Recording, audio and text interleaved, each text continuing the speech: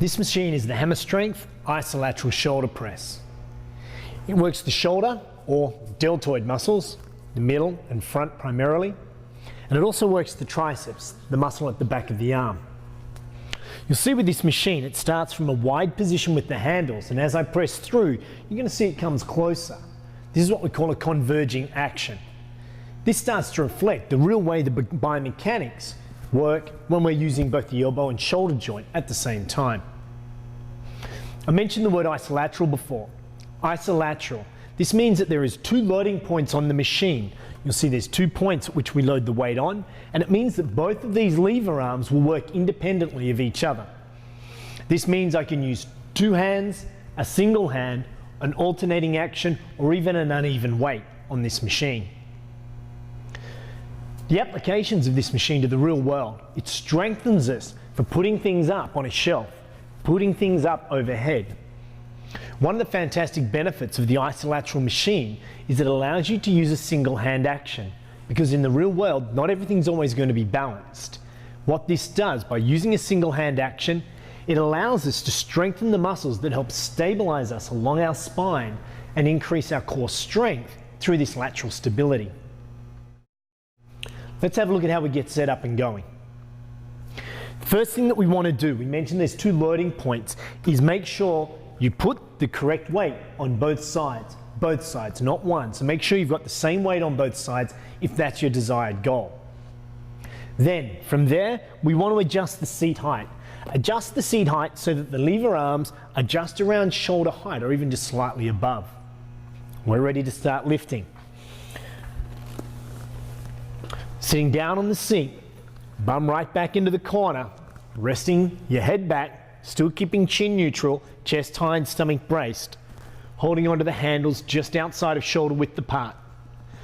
Push the handles up and away so the elbow follows the line of the handle to top range, and control the handles back down to ear height. Push up and away so the elbow follows the line of the handle to top range, keeping the elbow slightly bent, and control back down to ear height.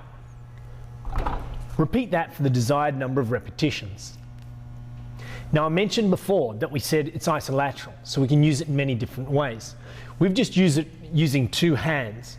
This balances out any strength difference from one side to the other. You can also use it in a single hand action. Here, placing the second hand across the stomach, this reminds you to switch on those core muscles, brace the stomach, keeping the chin neutral, chest up and stomach braced. Once again, take the load, pushing up and away so the elbow follows the line of the handle up to top range. Repeat for your desired number of repetitions.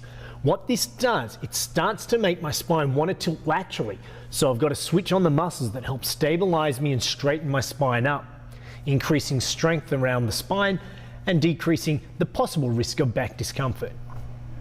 We can also use the machine with an alternating action. Once again, the head is neutral, stomach's braced. Push up and away with a single hand, and then alternating to the other side. Same points follow, elbow drives up underneath the handle each time you push up and away.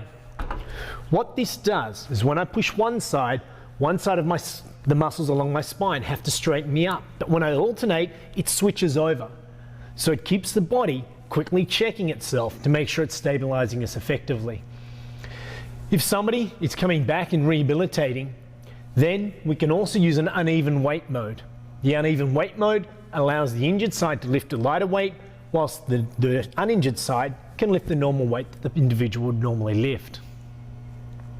Some of the common mistakes on this machine: starting too deep into the range of motion.